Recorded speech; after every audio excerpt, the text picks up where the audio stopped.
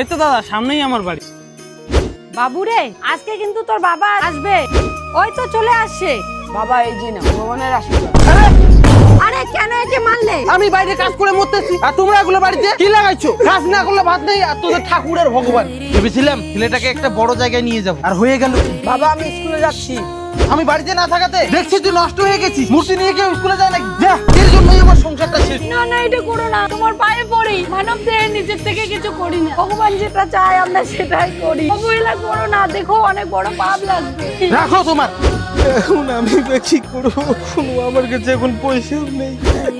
এই যে শুনো, জয় শ্রীকৃষ্ণ। তোমার বউ আর ছেলে ঠিক হয়ে যাবে। কৃষ্ণের চরণের ফুলটা তোমার বউ ছেলে কপালে ঠেকাই দিবে। তুমি কে? আমি হলাম। মা আমার আর কি সুস্থ হব না আর। বাবা আমরা ভালো হয়ে গেছি। সব শ্রীকৃষ্ণের নীলা। আমিও আজকে থেকে শ্রীকৃষ্ণের চরণে প্রাপ্ত।